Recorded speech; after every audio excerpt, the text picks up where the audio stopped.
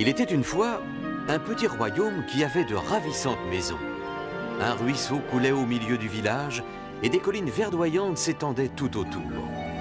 Dans ce pays vivait une petite sorcière, un loup de taille moyenne et un énorme géant, gigantesque. Chacun de ses pas était comme un coup de tonnerre et faisait trembler tout le pays.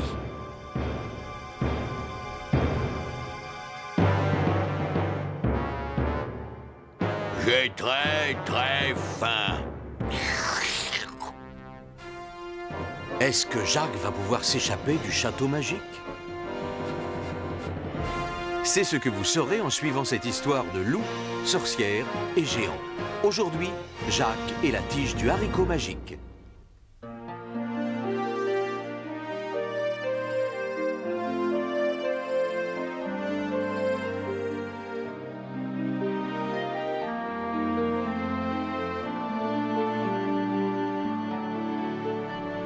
Il était une fois une pauvre veuve qui vivait avec son fils unique dans une petite maison.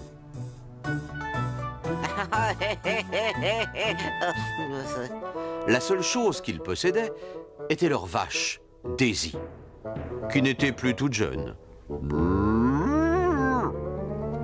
Par conséquent, la quantité de lait que Jacques allait vendre au marché diminuait de jour en jour. Je n'ai même pas assez de lait pour ma tasse de thé. Tu ferais mieux d'aller vendre notre vache sur le marché, Jacques, dit la maman. Et Jacques obéit. Il se mit en route tirant sa vache Daisy par un vieux bout de corde.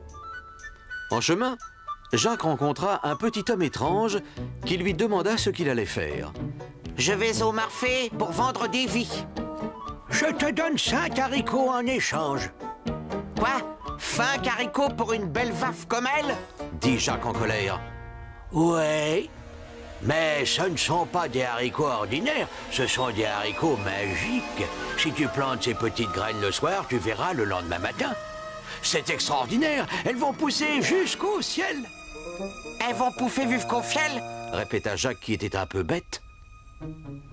Quelques instants plus tard, il était en possession des 5 graines de haricots. Et en plus, il était débarrassé de cette jolie vache qui rouspétait tout le temps.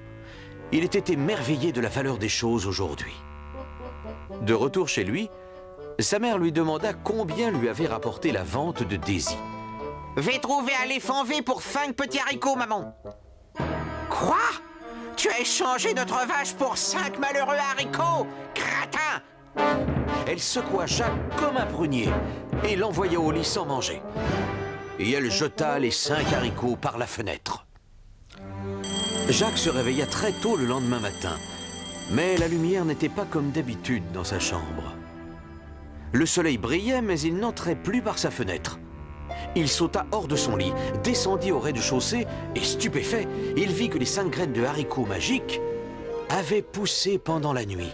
C'étaient maintenant d'immenses plantes si hautes qu'elles dépassaient les nuages.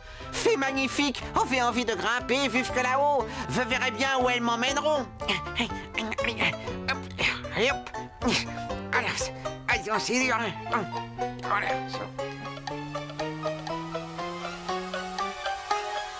En sortant la tête d'un nuage, Jacques aperçut à ce moment-là un superbe château posé sur un nuage de pluie. Juste en dessous du nuage de pluie, il vit l'Angleterre et il se souvint qu'en bas, c'était l'été. Jacques se mit à sauter de nuage en nuage et il arriva jusqu'à la porte du château. Il se hissa sur la pointe des pieds et frappa à la porte. Une dame très grande et très mince vint ouvrir. Bonjour madame, j'ai pas encore pris mon petit déjeuner, alors vous pourriez me donner un peu de flocons d'avoine, j'ai très faim et petit déjeuner? Dit la dame avec un grand sourire. C'est que mon mari est le géant et justement pour son petit déjeuner, il aime beaucoup les jeunes garçons qu'il mange entre de grosses tartines de pain. Pendant qu'elle disait ça, la femme du géant eut pitié de Jacques. Elle était très gentille, sauf bien sûr quand elle mangeait les gens. Et elle lui servit une grande assiette de flocons d'avoine. Comme Jacques essayait de soulever la cuillère pour manger un peu, un énorme bruit de tonnerre fit trembler tout le château. Vite! Le géant va venir. Je dois absolument te cacher quelque part, parce que s'il te trouve, il va te manger tout cru. » Et elle jeta Jacques dans le four. Il était temps. Jacques vit par la petite grille que le géant entrait dans la chambre. « Je veux mon petit déjeuner tout de suite, » dit le géant. « Avec... Et brusquement, le géant s'arrêta tout net. Il commença à renifler autour de lui, à renifler avec attention. J'ai très faim.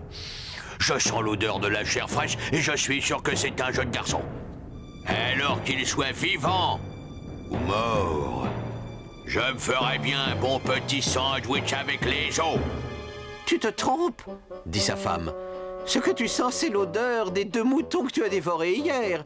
J'ai fait bouillir leurs os pour faire une bonne soupe. » À l'idée de manger une bonne soupe, le géant ne dit plus rien. Et après avoir avalé son petit déjeuner, il décida, comme d'habitude, de compter ses sous. 1, 2... Il ne savait pas compter jusqu'à 3, heureusement. Fatigué d'avoir compté sa fortune, le géant eut brusquement envie de dormir. « Femme, apporte-moi ma harpe d'or. »« Joue !» commanda le géant. Et la harpe magique se mit à jouer une merveilleuse musique. « Maintenant, femme, donne-moi ma poule préférée. »« Un œuf. » demanda le géant, et la poule obéit immédiatement. Un œuf et un autre.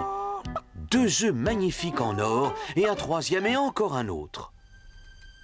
Fatigué d'admirer sa fortune, le géant finit par s'endormir, et sa femme sortit de la cuisine sur la pointe des pieds. Jacques poussa doucement la porte du four.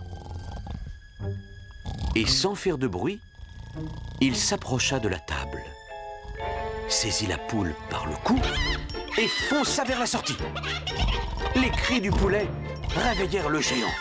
« Oh, j'ai très faim.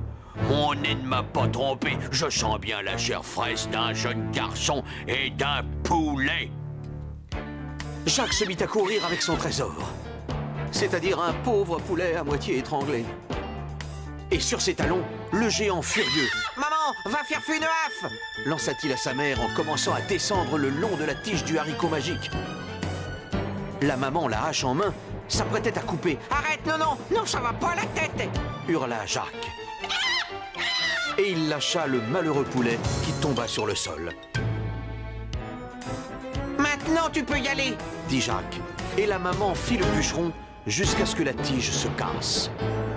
Et avec un cri épouvantable, le géant vint s'écraser en évitant de justesse la petite maison qu'habitent le pauvre Jacques et sa maman. La légende raconte que le géant a creusé un cratère si profond qu'il est passé de l'autre côté de la terre. J'ai très faim. Je sens une bonne odeur de chair fraîche ici. Pendant ce temps, Jacques et sa mère ont essayé par tous les moyens d'avoir au moins un œuf en or. Ça n'a pas marché. La poule n'a jamais rien pondu, même pas un œuf ordinaire. Ce qui fait que dimanche soir, elle était au menu. Quant à Jacques et sa mère, ils ont continué à vivre leur petite vie bien modestement.